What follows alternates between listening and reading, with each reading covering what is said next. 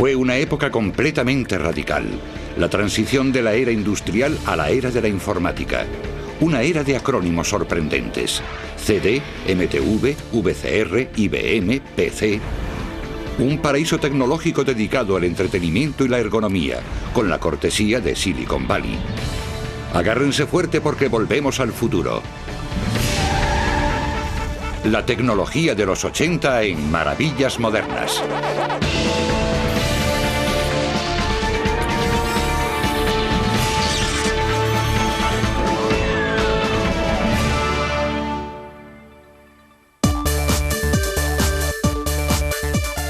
Fue una década que cambió nuestro mundo de muchas maneras.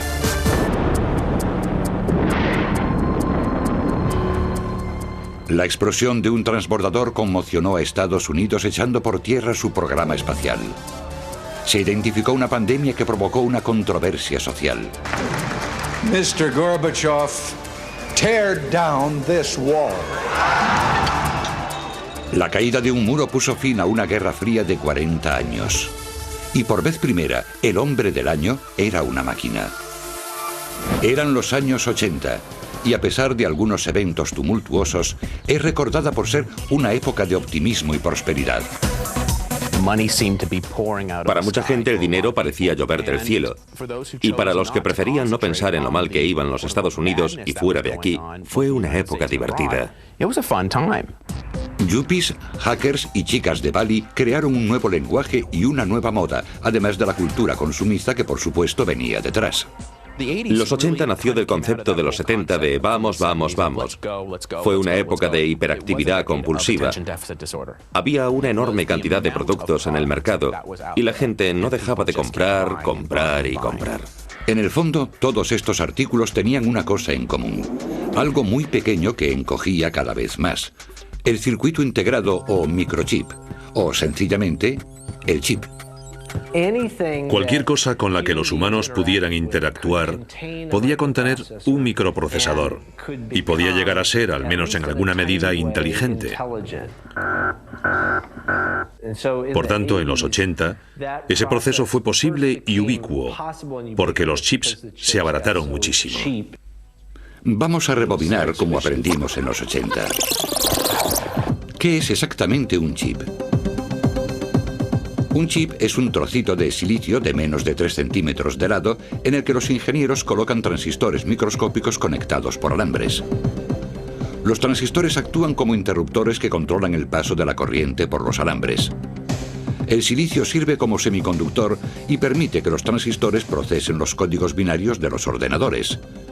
On para 1, off para 0. El número de transistores del chip determina su potencia y precio. Esto es un microchip.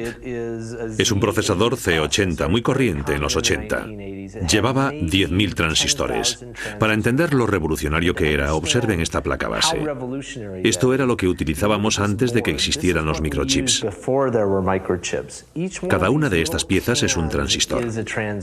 Lo que se hizo fue coger estos transistores grandes e integrarlos en un trocito diminuto de silicio. A partir de ahí, la fabricación en masa de miles y miles abarató muchísimo su precio. Esto es un wafer, una oblea de silicio de 30 centímetros. Si lo mira detenidamente, verá que hay muchos cuadraditos sobre el wafer. Cada uno de ellos es un circuito totalmente integrado. El coste de la producción de un wafer es invariable. En 1965 solo se podían colocar 10, 15 o 20 componentes en un trozo de silicio. Actualmente caben miles de millones de transistores en un solo trozo de silicio. La rapidez de la innovación fue pronosticada por la ley de Moore. Acuñada por uno de los fundadores de Intel, la ley de Moore sostiene que la complejidad de los circuitos integrados se duplicará cada 18 meses aproximadamente en relación al coste de sus componentes. Por tanto, el rendimiento se duplica mientras el precio permanece estable. Lo mágico de la ley de Moore era que se programaba con cierta periodicidad, de modo que la persona que intentara innovar primero preguntaba cuándo podría estar en el mercado su producto. Si le respondían que en 2 años y medio, preguntaba qué capacidades tendría el chip de silicio dentro de 2 años y medio. Entonces diseñaban su producto nuevo en base a eso, en lugar de hacer innovaciones para lo que existía en ese momento.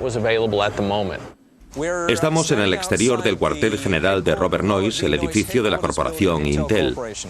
Intel fue fundada en 1968 por Robert Noyce, Gordon Moore y Andrew Grove. Empezaron con la fabricación de productos de memoria y sobre la marcha desarrollaron un producto llamado microprocesador. Con el tiempo, el microprocesador se convirtió en el producto más importante de Intel. Los primeros ordenadores empezaron a llegar a las tiendas a finales de los 70. En 1981, el chip 8088 de Intel, que contenía 29.000 transistores, era lo más importante de un invento que cambiaría para siempre la interacción de los hombres con la tecnología en sus empresas. Fue el PC de IBM. Teníamos el PRS-80, el Commodore PET y el Apple II, que eran muy populares en los colegios de secundaria y los institutos, pero apenas consiguieron entrar en las empresas. A la gente le costaba mucho tomar en serio los primeros ordenadores. No lo hicieron hasta que llegó el PC de IBM, entonces la gente empezó a pensar que los ordenadores eran algo más que un juguete. Como lleva las siglas mágicas, IBM debe tener algo que ver con los negocios. IBM no frivoliza. Los ordenadores personales y los microprocesadores que necesitaban para su funcionamiento dieron vida a una industria gigante, una industria que ya tenía un hogar. Estaba ubicado en una zona llamada Silicon Valley. Silicon, silicio, por el semiconductor que hacía que el chip funcionase, y Valley por estar ubicada en el Valle de Santa Clara, en el norte de California. Nuevas empresas de tecnología se instalaron junto a otras ya establecidas, y juntas maduraron en los años 80 sobre una superficie de 80 kilómetros cuadrados. Hewlett Packard, 1930. Fairchild Semiconductor, 1957. Intel, 1968. Xerox, 1970. Apple, 1976. Adobe, 1982. Sun, 1982. Y Cisco, 1984. Hoy, Silicon Valley puede presumir de albergar más millonarios per cápita que cualquier otra zona de los Estados Unidos, y casi la mitad de sus habitantes tienen estudios superiores. Hoy en día, Silicon Valley es considerado más que una simple zona geográfica. Es además una mentalidad que se manifiesta en un estilo de vida, una ética profesional y un intercambio de ideas. En los 80 estaba empezando el verdadero boom de Silicon Valley. En aquellos años había un ambiente muy homogéneo. Todos trabajaban con tecnología, hablaban de tecnología y estaban dispuestos a cambiar el mundo. Era como la fiebre del oro de 1849, pero en los 80. Venía gente de todas partes del mundo, ya fuera de Pakistán o Peoria. Todos venían a Silicon Valley para probar su suerte. Y muchos lo consiguieron. En particular un joven de la localidad llamado Steve Wozniak. Steve Wozniak es uno de mis héroes porque sus comienzos fueron literalmente en su garaje. Construyó algo y convirtió ese algo en una empresa. En aquella época no había nada igual. Era un ordenador completo. Puede que primitivo, pero era completo. Steve Wozniak también escribió gran parte del software que lo acompañaba. Por tanto, él era un diseñador de hardware. Sabía resolver enigmas, desarrollaba software, era un tipo increíblemente superdotado y consiguió poner en marcha todo el entramado empresarial de Apple. Woz, como suelen llamarle, y su socio Steve Jobs trabajaron noche y día para convertir sus sueños con ordenadores en realidad. Esta casa residencial que tengo detrás es el típico ejemplo de la historia del triunfador de Valley. Aquí es donde Apple Computers fue fundada en 1976 por Steve Jobs y Steve Wozniak. Al principio construían placas base para Apple I en la habitación de Jobs y luego en su garaje donde recibieron su primer pedido. Los 50 ordenadores del primer pedido consagraron a Apple y a ambos Steve, ascendiéndolos a la gloria de los locos de la tecnología. Yo me preguntaba, cómo podía construir el mejor ordenador del momento. Y Steve se preguntaba qué producto podríamos construir que fuera capaz de llegar a las masas, a la gente que estuviera dispuesta a pagar un precio por utilizar un ordenador. La idea de fundar una empresa fue suya. Yo no quería una empresa, solo quería pasármelo bien diseñando ordenadores y todo eso. De modo que fusionamos nuestras ideas. Nuestro objetivo era construir un producto tan barato que facilitaría la vida de la gente, tanto en el hogar como en su trabajo. El Apple I evolucionó hasta el Apple II, que la mayoría recuerda. Luego llegó el Lisa, que la mayoría no recuerda. Fue el primer intento de Apple de producir un GUI, interfaz gráfico de usuario. Hasta entonces, todos los ordenadores habían operado por línea de comando. Por ejemplo, si querías copiar un archivo de un disquete a otro, tenías que teclear las órdenes especificando el nombre del disquete, con algo tan enigmático como C+, D+, E2 o F2. Tenías que teclear el nombre del archivo sin cometer un solo error al mecanografiarlo. El GUI permitía al usuario trabajar con iconos en lugar de aprenderse montones de códigos de memoria. Estás delante de tu escritorio pensando cómo podrías diseñar un ordenador mejor. Al mirar tu mesa ves carpetas y un ordenador. Debajo tienes una papelera. Ahora puedes abrir y cerrar ventanas. Las cosas conversan entre sí. Puedes cambiar las carpetas de un sitio a otro, tirarlas a la papelera o cambiar sus nombres. A pesar de su fácil manejo, Lisa no llegó a despegar porque el precio era prohibitivo para la mayoría de la gente. Ese tipo de ordenador llevaba una memoria de 1 megabyte y en esa época eso costaba $5.000, así que nuestro ordenador salía al mercado por unos $10.000 y las ventas no fueron buenas, pero el precio más asequible apenas ha sufrido variaciones desde que salió nuestro primer Apple II, del orden de unos $2.000, más o menos. Steve Jobs animó a sus ingenieros a crear un ordenador GUI dentro de este margen de precio, y lo consiguieron. En 1984 teníamos el Apple Macintosh. Muchos lo veíamos como un ordenador diferente. Es decir, mientras que el PC de IBM se quedaba estancado en el ambiente aburrido del mundo empresarial, el Mac era para la gente que buscaba la diversión, la creatividad, y aunque no eran expertos con los ordenadores, necesitaban uno para trabajar con agilidad. El Mac tenía un ratón y podía crear menús, iconos con dibujos que los usuarios podían pinchar y arrastrar. Pronto los modelos IBM integraban lo mismo. Aprender a usar ordenadores pasó de ser imposible a ser posible. En los 80, si usabas un ordenador personal, significaba que no eras más que un principiante. La gente necesitaba que le echaran una mano. El hecho de que existieran revistas como esta y libros y otras fuentes de información era señal evidente de que la revolución sería permanente. Los ordenadores Apple convirtieron a Woz en multimillonario. Con sus ganancias creó uno de los mayores eventos musicales de los 80, el US Festival. Invertimos $10 millones en construir un auditorio, además de instalar aseos y desagües y todo lo necesario. Yo mismo probé los inodoros. Creo que tuvimos tanto éxito porque teníamos más inodoros por persona que cualquier otro evento de ese tipo. Organizamos un concierto que duró 3 días. Teníamos carpas de tecnología. Esto fue a principios de los 80 y Apple había empezado algo grande. Entonces otras compañías empezaron a fabricar ordenadores personales y empezaron a formar parte de nuestras vidas. Los ordenadores empezaron a conectarse a los instrumentos musicales. La tecnología y la música empezaron a ir de la mano y siempre lo harán. Monté un salón de la tecnología para que las compañías pudiesen enseñar sus productos y cómo funcionaban. No tenías más que pasarte por allí y aprender. El US Festival presagiaba la unión entre la cultura y la tecnología que hizo posible el microprocesador. El chip transformó el modo en que la gente hacía negocios. También transformó el modo en que la gente se divertía. Al acabar el trabajo, descubrimos todo tipo de novedades tecnológicas para pasar nuestros ratos libres en los 80.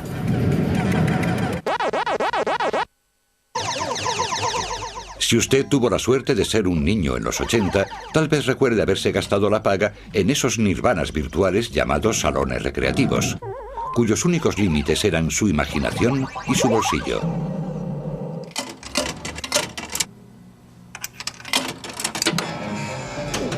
Al principio en estos locales solo había máquinas de pinball y skyball, pero luego las salas de videojuegos ofrecían los nuevos juegos de combate en vídeo, donde uno podía salvar el mundo de los alienígenas pulsando un botón. Pero aún más populares eran los juegos protagonizados por personajes como Donkey Kong y Pac-Man. En palabras del creador de Pac-Man, Toru Iwatani, la inspiración del personaje llegó de una pizza a la que le faltaba un trozo.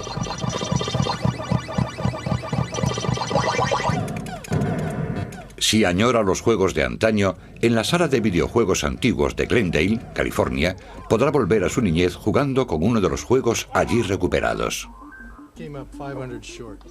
La mayoría de nuestros clientes habían jugado con estos juegos cuando eran chavales. Algunos son coleccionistas, los hay famosos. Tenemos la mayoría de los productos de software de los videojuegos de los 80, como Miss Pac-Man, Galaga, Defender, Asteroids y Donkey Kong. Si no los tenemos, lo buscamos. Revisamos todo completamente y renovamos los paneles de control. Los vidrios de los monitores y los marcadores son nuevos. Pintamos el exterior de las máquinas de pinball. Muchas veces hacemos dibujos nuevos y colocamos monitores nuevos. Por supuesto, Jim comprueba cada juego antes de que sea enviado al cliente. En su interior, estos juegos tienen una maquinaria muy sencilla, lo que es posible gracias a nuestro viejo amigo, el microprocesador. La corriente entra por el cable al transformador. También hay fusibles. Aquí está la fuente de alimentación, la placa base. El chip de memoria está aquí. Este es el microprocesador. El monitor de imagen. El altavoz está aquí arriba, el panel de control está delante y básicamente es lo que tiene un videojuego. La tecnología de las máquinas recreativas dejó boquiabierta a una nueva e impresionable generación. Al igual que mucha otra electrónica de los 80, el tamaño y el precio de los juegos se redujo lo bastante como para poder tenerlos en casa. Las ventas de las consolas de vídeo como el Atari 2600 se dispararon. A muchos padres les gustaba la idea de adquirir juegos para tener en casa y que sus hijos jugasen en casa en lugar de meterse en ese lugar desconocido, el salón de videojuegos, donde los padres no pueden controlarlos. Desde el punto de vista de los chavales, los juegos no dejaban de ser adaptaciones de las máquinas recreativas para consolas y técnicamente eran de peor calidad. Peores o no, los videojuegos para consolas eran muy cómodos. El fundador de Atari, Nolan Bushnell, parecía haber descubierto una fórmula que funcionaba, al menos por una temporada. El 2600 es un microprocesador sencillísimo y funciona con 1 megahercio. Su naturaleza tan primitiva solo le permitía funcionar con juegos bidimensionales, con pocos colores y unos cuantos objetos pequeñitos que se movían por la pantalla. Bushnell posibilitó la cultura del diseño de juegos, es decir, que otras compañías podían producir cartuchos compatibles con el 2600. Algunos de los juegos dejaban mucho que desear. Atari perdió de algún modo el control en ese aspecto. Como consecuencia, a principios de los 80, la industria se vino abajo. Aparecieron otros fabricantes de juegos, como Nintendo, que aprendieron de los errores de Atari. Patentaron y codificaron sus consolas, además de insistir en superar estrictos controles de calidad. A pesar de algunas innovaciones sorprendentes en los videojuegos y en los gráficos a lo largo del tiempo, seguimos sintiendo nostalgia por los juegos de los 80. Si hacemos un sondeo entre los universitarios de hoy, más del 50% han jugado y siguen jugando hoy con un Atari 2600. Por alguna razón sigue siendo popular. El Atari 2600 dio en el clavo e hizo posible un juego interactivo muy sencillo de plataforma. Son juegos que no tienen edad. Si los juegos no eran lo suyo, tal vez recuerde otros adelantos relacionados con la televisión. MTV, CNN, HBO, eran algunos de los canales especiales por cable que causaron furor en la tele. Pero no era posible verlo todo. O tal vez sí. Llegó la videograbadora. Permitía que la gente pudiese capturar la televisión. Ya no tenían que programar sus vidas para coincidir con su serie favorita, porque ahora podían meter una cinta en la máquina, fijar la hora, pulsar grabar y seguir con lo que tenían que hacer. A pesar de que el reloj parecía estar convencido de que era siempre medianoche, los reproductores de vídeo nos permitían grabar un programa cuando se emitía y verlo más tarde. Hoy parece una tontería, pero entonces era el no va más. Dio lugar a un fenómeno, la noción de que se podía controlar el tiempo. Claro que también ocurrió algo más. La gente descubrió el botón para adelantar rápidamente, con lo que podían saltarse los anuncios o lo que no les interesaba. Los reproductores domésticos de vídeo fueron introducidos en el mercado en los 70, pero pocos hogares tuvieron el suyo hasta los 80. En 1990 se vendieron más de 200 millones de vídeos en el mundo. En sus primeros tiempos, cuando se compraba uno, había que enfrentarse a la gran decisión. ¿Lo quiero beta, el formato de Sony, o VHS, el de JVC? Además, los dos formatos eran completamente incompatibles entre sí. Las diferencias entre las dos tecnologías desembocaron en una guerra de formatos, donde solo cabía un ganador. En esencia, ambas máquinas ofrecían lo mismo. Podían grabar y reproducir un vídeo con solo insertar una cinta. Cuando graba, el reproductor funciona con un cabezal giratorio que hace contacto con la cinta de una casete. Cuando la cinta pasa por el cabezal giratorio, se graba una señal analógica de cada plano que queda como una raya diagonal en la cinta. Otro cabezal graba el sonido y los códigos sobre el borde de la cinta. Cuando se pulsa play, el cabezal giratorio se coloca en paralelo con la raya diagonal usando los códigos de tracking de la cinta. A medida que el cabezal rota sobre la raya, lee la información de la imagen y la transmite al televisor. Otro cabezal lee el sonido. Cualquier parecido entre Betamax y VHS termina aquí. Betamax ofrecía una calidad ligeramente superior porque usaba un cabezal más grande para leer la cinta. Un cabezal mayor permitía más detalle y mayor nitidez en la cinta. Pero la duración de la cinta estaba limitada a 60 minutos cuando salieron los primeros Betamax. VHS consiguió que sus cintas durasen 2 horas, y dado que la mayoría de las películas entran en una cinta de 2 horas, JVC ofrecía más ventajas para el mercado de los videoclubs. En cada esquina aparecía un videoclub. Pronto fue corriente alquilar una película en vídeo y visionarla desde el sofá. Al contrario que Sony, JVC vio que le sería ventajoso autorizar que otras empresas de electrónica utilizaran su tecnología. La competencia facilitó que bajaran los precios de VHS, atrayendo a cada vez más compradores. Hubo otras 2 razones que sellaron la victoria de VHS. Las cintas VHS eran más baratas y tenían mayor aceptación en el mercado. Hubo otro detalle que no suele comentarse tanto, el hecho de que la mayoría de videoclubs tenían las películas de alquiler de Hollywood a la entrada, y en la parte de atrás había otra zona donde se podía alquilar otro tipo de material de género pornográfico. Por primera vez la gente podía ver estas obras de arte en sus propias casas, y fue un bombazo para esa industria en particular, ya que la industria estaba bastante estandarizada en formato VHS. Casi todas las películas de la parte delantera de la tienda se vieron afectadas del mismo modo. Fue lo que selló el fin de los reproductores Betamax en el mercado. La tecnología de los 80 nos ayudó a relajarnos en casa, pero el Walkman y el teléfono móvil nos enseñaron que la tecnología también nos puede poner en marcha. Todos los objetos multifuncionales que nos son tan necesarios hoy proceden de productos más sencillos que se hicieron ubicuos en los 80. Muchos fueron creados por empresas japonesas. En los 80, un montón de aparatos de Sony avanzaron mucho, desde el Walkman al lector de CDs, el reproductor de vídeos y las videocámaras. Todos estos artículos sentaban las premisas no solo en la innovación, sino también en el diseño. Luego otras compañías de electrónica japonesas siguieron los pasos de Sony. De hecho, un par de ellas han dicho que tienen a Sony como referente. En ningún otro ámbito mandaba tanto Sony como en la tecnología de la reproducción musical. Se empezaba con los aparatos estéreo, que escogieron convertirse en esas cajas de truenos que se llevaban sobre el hombro y con el que dejaba sordo a todo el mundo. Luego apareció esto, el Walkman de Sony, totalmente revolucionario.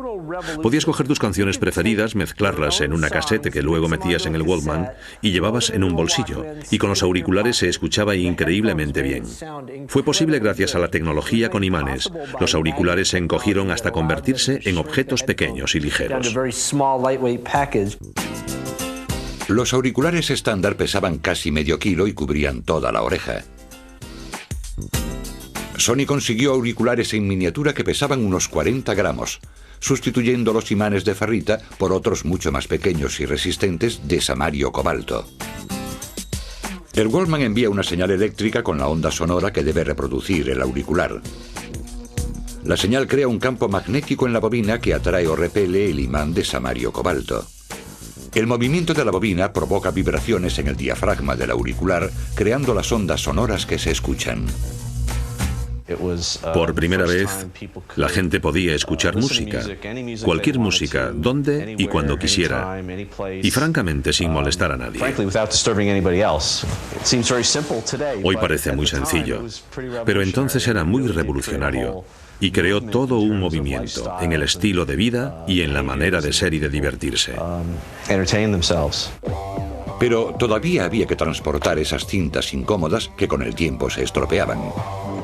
Ni siquiera el Walkman podía evitar el fatal destino de la cassette, porque en 1982 Sony, con un poco de ayuda de Philips, volvió a subir al podio con el disco compacto. Durante décadas tuvimos discos de vinilo. Luego llegó la cinta de 8 pistas, que finalmente fue desplazada por la cassette. Cuando llegaron los 80, nos quedamos con 2 formatos, la cinta de cassette y el LP de vinilo. Ambos fueron reemplazados a principios de los 80 por esto, el disco compacto. El CD es una revolución total, una revolución por 2 razones.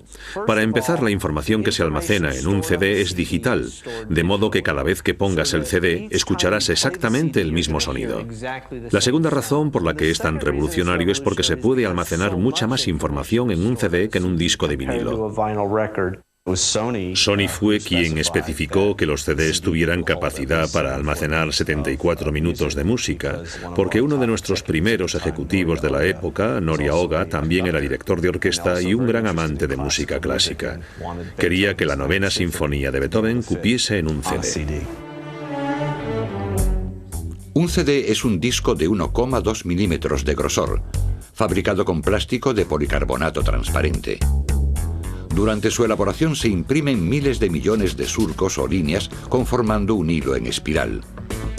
Luego el disco se recubre por una cara con aluminio puro, quedando la superficie como un espejo. Se aplica una capa de laca para proteger el aluminio y encima se pinta la etiqueta del CD. La lectura se realiza enfocando un láser semiconductor a través de la cara transparente de policarbonato. Si tirases de un extremo de ese hilito y lo sacaras, comprobarías que su grosor es de apenas media micra, pero mide más de 4 kilómetros de largo. El rayo láser choca contra el CD. Allí se encuentra con un par de cosas en la superficie. Por una parte puede encontrarse con el espejo, por lo que se reflejará con nitidez. Y por otra se encontrará con una de las líneas de información y entonces se difundirá cuando se refleje. El lector de CDs es capaz de diferenciar entre el espejo y las líneas de información. Y a partir de ahí, decidirá cuál de esas partes tiene la información impresa sobre la superficie del CD. Claro que había que tener un lector de CDs. El CD P101 de Sony salió al mercado en 1982. La clave era convencer a los consumidores de que tenían que volver a comprar toda su música en el nuevo formato. A medida que la gente empezaba a escuchar CDs, bien en las casas de sus amigos o en cualquier otro sitio, comprobaban la calidad de la música y el hecho asombroso de que conservaba para siempre su gran calidad. Tuvo una rápida aceptación. Además, después lanzamos nuestro Discman, una versión del Walkman para CDs, con lo cual el CD era un medio portátil para disfrutar de la música. Mientras para muchos la tecnología era un medio para alejarse del mundo, otros la acogieron con intenciones más sociales. El primer teléfono portátil, el Dynatac 8000X de Motorola, nos demostró que podíamos mantenernos en contacto a la vez que en movimiento. Estaba el teléfono normal, luego estaba el teléfono del coche y entonces apareció el proyecto de teléfono móvil. Hoy nos puede parecer completamente cómico porque era gigantesco, pesaba 1 kilo, pero esta cosa en aquella época era posiblemente el objeto más chulo que se podía tener. Costaba unos $4.000 y cada llamada $1 o $2 por minuto. No tenía cable, que era lo más importante. Al igual que los móviles modernos, el ladrillo era básicamente una radio sofisticada. Cuando usted marca un número, su teléfono envía un mensaje por ondas de radio a una antena de telefonía móvil de las proximidades. La antena recoge la llamada con dos frecuencias, una para su voz y otra para la voz de la persona con quien usted quiere hablar. Este sistema de radio puede retransmitir usando cientos de frecuencias diferentes, por tanto cada antena puede manejar decenas de llamadas a la vez sin que haya interferencias entre ellas. Si un teléfono está en movimiento, su señal viaja de una antena a la siguiente. Con el tiempo, los móviles pasaron de usar señales analógicas a digitales. Y como todo lo demás, se hicieron más pequeños, más rápidos y por suerte más baratos. De ahí la frase favorita de los 80, ¿a quién vas a llamar? La tecnología de bolsillo se había instalado entre nosotros. Proliferó en el ámbito del ocio y la comunicación, pero ¿no tenía ninguna pega?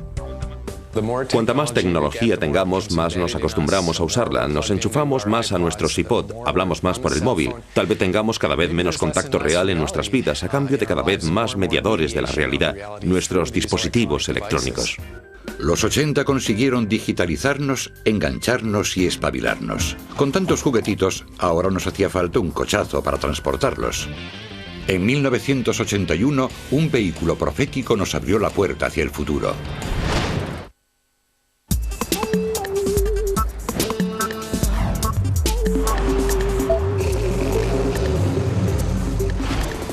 El DeLorean DMC-12 sigue siendo uno de los coches de alta tecnología más llamativos en la carretera. No ha vuelto a fabricarse desde 1983. Este es un coche excepcional. Es un automóvil muy elegante y sexy. Funciona bien. Cuando estás al volante te miran como nunca lo harían si estuvieras en otro coche. No sabría decir cuántas veces he visto a la gente hacer fotos al coche con sus móviles. El DeLorean no se parecía a ningún otro coche del mercado en los 80. La crisis del petróleo de los 70 obligó a muchos fabricantes a construir ecocajas de bajo consumo que a juicio de muchos dejaron la estética aparcada. Pero el DeLorean era de primera en todos los sentidos. Diseñado por John DeLorean, el DMC-12 fue desarrollado para el mercado norteamericano, pero por motivos económicos se fabricó en Irlanda del Norte. El proyecto fue financiado por gente como Johnny Carson, Sammy Davis Jr. y algunos amigos de John. La mayor parte del dinero procedió de subvenciones del gobierno británico, del orden de los 150 millones de dólares. Al fabricar el coche en Belfast, Irlanda del Norte, esperaban proporcionar empleos también, porque el paro rondaba el 30 o 40%. Pensaban que con los problemas sectarios que existían en Irlanda del Norte, si la gente tenía trabajo, habría menos lucha callejera. Cuando llegó a los salones en 1981, los compradores se quedaron boquiabiertos. Las ventas iniciales fueron fantásticas, los coches desaparecían de los concesionarios porque todos querían ser los primeros en comprárselo, entonces no era extraño que se vendieran por más de $10.000. Su diseño futurista y el aire de celebridad que confería a sus ocupantes lo hizo fiel a su eslogan. En todos los anuncios del DeLorean, la frase famosa era «Vive el sueño», y a juicio de muchos eso era exactamente lo que hacía John DeLorean. Se había hecho a sí mismo, se había casado con una supermodelo y ahora tenía su propia empresa automovilística. La idea era vivir el mismo sueño. Pero el sueño duró poco. La empresa tuvo dificultades en 1982. No se puede hablar del DeLorean sin mencionar la controversia. El coche estaba infrapotenciado y sobrevalorado. A algunas personas no les gustaba el diseño. Fiel reflejo de su fabricante, el DeLorean tenía un exterior llamativo, pero la gente se preguntaba qué había en el interior. Los coches no se vendían, los impuestos para coches eran caros y otras cosas por el estilo. Y John DeLorean necesitaba dinero. Un vecino suyo le convenció para que invirtiera en un negocio financiero. Después se enteró de que se trataba de introducir y traficar con cocaína. Como mucha gente sabe, había caído en una trampa. John DeLorean fue detenido en octubre de 1982 y finalmente fue llevado a juicio en 1984, donde fue absuelto de todos los cargos.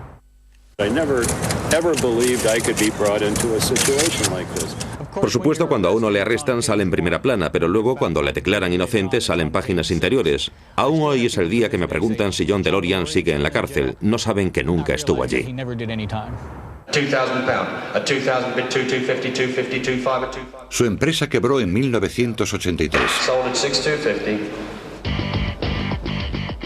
Y aunque ya no se fabrican DeLorean en masa, no por ello deja de ser posible conseguir uno casi a estrenar. La compañía DeLorean de Houston, Texas, puede montar una de estas preciosidades de metal pesado con piezas no usadas. Podemos remanufacturar completamente un coche, quitamos todos sus componentes dejando solo el chasis y luego lo reconstruimos usando piezas nuevas. Por tanto, en realidad usted se llevará un coche de 25 años a estrenar. Estas piezas sin usar, como los motores, cajas de cambios, paneles exteriores y demás, fueron depositadas aquí por la fábrica cuando la producción se detuvo en 1983. También restauran DeLorean usados, devolviéndoles su resplandor original. No es nada raro que nos traigan un coche en un estado completamente ruinoso e inútil con el ánimo de que lo convirtamos en un coche como este. Restauramos el interior, reconstruimos el tren de transmisión y reparamos la carrocería, lo que haga falta para que el coche vuelva a estar tan bonito como en 1981. ¿Y la factura?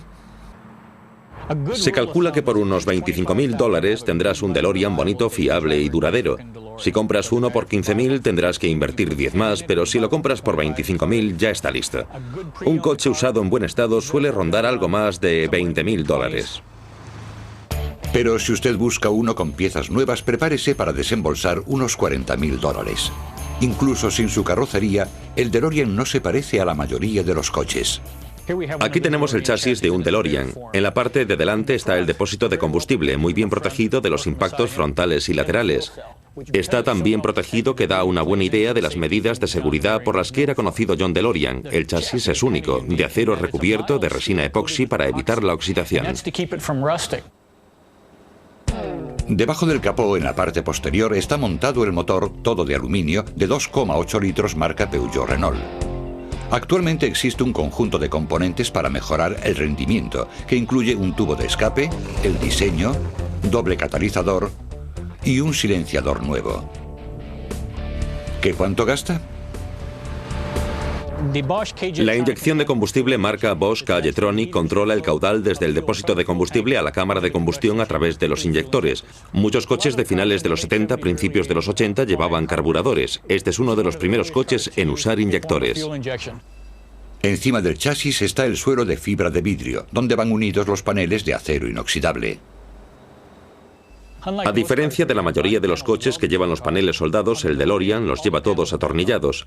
Así que sustituir los paneles es muy sencillo. Se desenroscan, se enroscan y listo. Podemos asegurar que no se encontrará con demasiados coches de acero inoxidable en la carretera, porque este metal cuesta unas 5 veces más que el acero que se emplea en la mayoría de los coches. En cuanto acabe de admirar el exterior tan inusual, agarre la manilla y abra la puerta. Uno de los detalles únicos del DeLorean son sus puertas alas de gaviota que se abren hacia arriba. Solo necesitan 30 centímetros de espacio lateral, menos que un automóvil corriente. Funcionan por medio de una barra de torsión fabricada en acero inoxidable. Se sumerge en nitrógeno líquido a 350 grados bajo cero y se realizan 10 torsiones, de modo que cuando finalmente se saca, está convertido en un muelle. Entonces se coloca en el coche. Este dispositivo es la barra que impide que la puerta se abra demasiado deprisa, a la vez que aguanta su peso cuando se cierra. El DeLorean era auténticamente único en su época, desde el concepto y el diseño hasta las controversias que rodearon a su creador.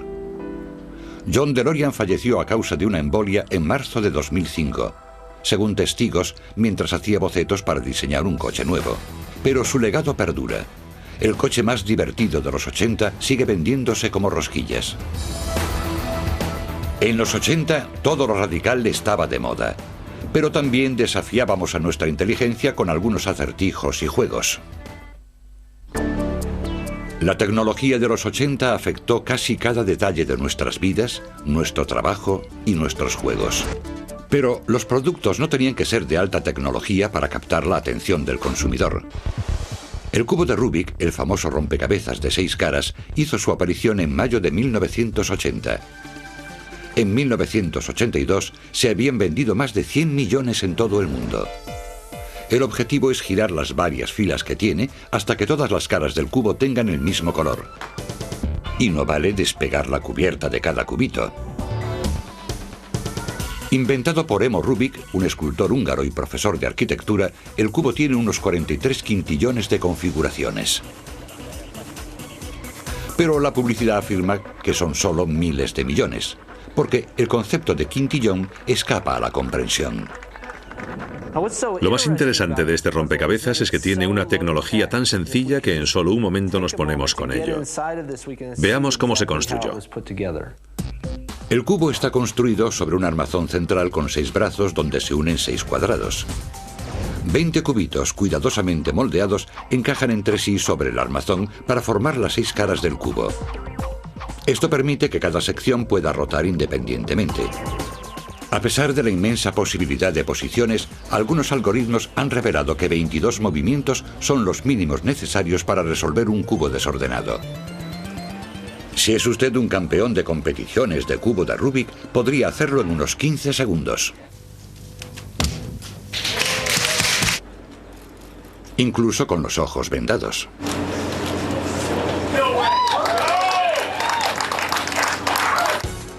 Hasta la fecha, las tiendas han vendido más cubos de Rubik y sus imitaciones que cualquier otro juguete del mundo. Mi abuela tenía un cubo de Rubik en su casa y yo no le había pedido que me lo comprara. A todo el mundo parecía fascinarle resolver el acertijo de colores. ¿Por qué? No lo sé. Pero la gente encuentra un cierto atractivo en ponerse a prueba. Otro juguete de los 80 para demostrar nuestras habilidades fue el Simón. El Simón se parecía bastante a otros juegos de los 80. Era muy primitivo a la vez que enganchaba de verdad.